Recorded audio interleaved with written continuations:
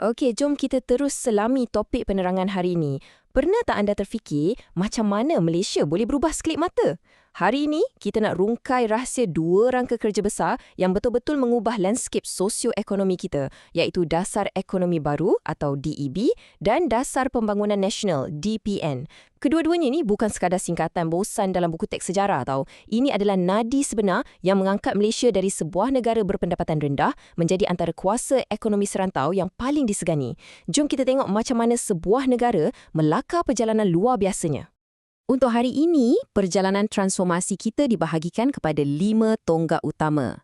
Kita bermula dengan kemajuan sosial, kemudian kita beralih ke pembangunan pendidikan dan infrastruktur. Seterusnya, kita tengok pertumbuhan bandar-bandar baharu sebelum masuk ke era industri berteknologi tinggi dan akhir sekali kita akan tutup dengan kebanggaan negara, revolusi kenderaan nasional. Tapi sebelum kita pergi lebih jauh, cuba fikirkan soalan ni.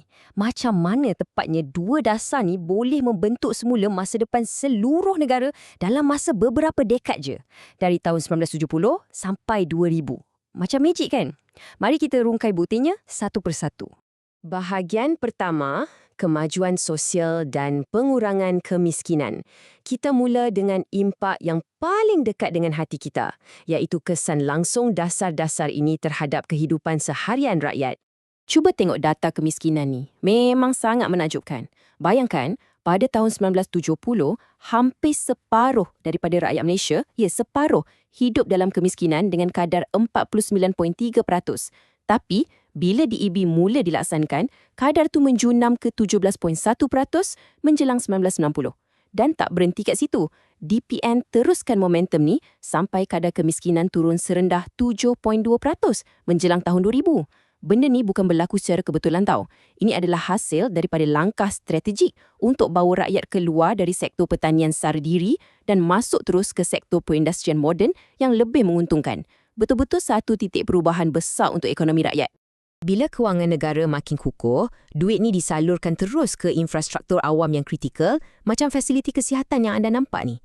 Logiknya mudah je. Bila kerajaan bina hospital dan klinik sampai ke pelosok kampung, rakyat jadi lebih sihat. Bila rakyat sihat dan pendapatan pun stabil, barulah wujudnya asas untuk melahirkan kelas pertengahan yang kukuh, merentasi semua kaum. Pendek kata, kesejahteraan yang keluarga kita nikmati hari ini, semuanya bermula dari asas yang dibina waktu inilah. Okey, seterusnya bahagian kedua, pendidikan dan infrastruktur terhubung. Mari kita luaskan pandangan sikit untuk tengok macam mana fizikal negara dinaik taraf secara drastik. Gambar ni dengan tepat menggambarkan dua tonggak utama kita waktu tu. Di satu sudut, kita tengah rancak asah bakat sains dan teknologi dekat institusi-institusi hebat macam UTM ni. Negara memang perlukan minda-minda tajam untuk gerakkan industri. Pada masa yang sama, kita bina juga urat nadi perdagangan, lebuh raya yang besar, pelabuhan moden dan sistem rel kereta api. Kalau nak dibayangkan, universiti itu macam jantung dan sistem pengangkutan tu pula macam sistem saraf yang hidupkan seluruh ekonomi. Tapi, poin paling penting pasal pengangkutan moden ni ialah ia bukan semata-mata untuk bagi kita cepat sampai ke tempat kerja tau. Sebenarnya, ia adalah alat untuk satukan negara kita. Rangkaian ni merapatkan jurang geografi dan secara tak langsung menghubungkan ekonomi semenanjung Malaysia dengan potensi gergasi dekat Sabah dan Sarawak. Barulah mobilisasi logistik dan tenaga kerja boleh memecut dengan laju. Masuk ke bahagian ketiga, bandar baharu dan pertumbuhan wilayah. Jom kita tengok macam mana projek besar berjaya tukarkan kawasan pedalaman jadi pusat bandar yang meriah. Antara contoh yang paling hebat ialah projek Felda Segitiga Jengka. Asalnya, kawasan ini cuma kawasan pertanian biasa je, tapi ia berjaya berevolusi jadi sebuah pusat bandar yang lengkap, iaitu Bandar Tun Abdul Razak. Penduduk kat situ tak cuma dapat rumah, malah ada cawangan UiTM, bank-bank, pusat perniagaan sampaikan ada stadium mini sendiri. Ini bukti paling kukuh yang pembangunan tak tertumpu dekat bandar je, kawasan luar bandar pun boleh kecap kemajuan tahap arus perdana. Bila kita dah ada rakyat yang bijak pandai dan bandar yang terhubung rapi, kita beralih ke bahagian keempat. Lonjakan industri berteknologi tinggi. Negara dah bersedia nak buat lompatan besar. Kalau nak tarik modal dan pelaburan berbilion ringgit, kita tak boleh main sembrono je kan? Kerajaan masa tu buat langkah yang sangat bijak dengan wujudkan 3 zon perindustrian khas. Pertama, estet perindustrian terancang untuk operasi kilang berskala besar. Kedua, taman teknologi perindustrian khas untuk kerja-kerja R&D. Dan ketiga, zon perindustrian bebas yang menawarkan insentif bebas cukai. Tiga serangkai ini jadi macam magnet yang kuat, berjaya tarik syarikat multinasional asing sambil mantapkan kemampuan syarikat tempatan kita. Macam yang anda boleh nampak kat sini, kemudahan ikonik seperti Kulim High-Tech Park dan zon perindustrian bebas Pelabuhan Klang jadi tunjang utama pertumbuhan luar biasa ni. Tempat-tempat ni tak ubah macam kota pembuatan yang tak pernah tidur. Inilah buktinya yang Malaysia bukan setakat pandai tulis polisi cantik atas kertas, tapi kita betul-betul boleh laksanakannya menjadi hub industri dunia nyata. Seterusnya, kita dah sampai ke bahagian terakhir, bahagian kelima, Revolusi Kenderaan Nasional. Inilah simbol kemuncak kebanggaan dan impian perindustrian kita.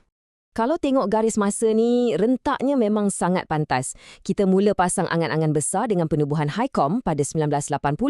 Tak lama lepas tu, BAM! Tahun 1983, kita lahirkan Proton, pengeluar kereta pertama kita. Dan momentum ni berterusan, sedekat kemudian dengan penubuhan Pero 2 pada tahun 1993.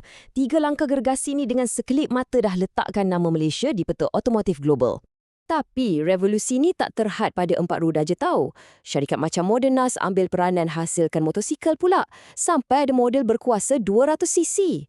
Kesannya sangat meluas. Ia bukan saja bagi rakyat pilihan mobiliti yang mampu milik, malah secara tak langsung mengembangkan rantaian pembuatan negara.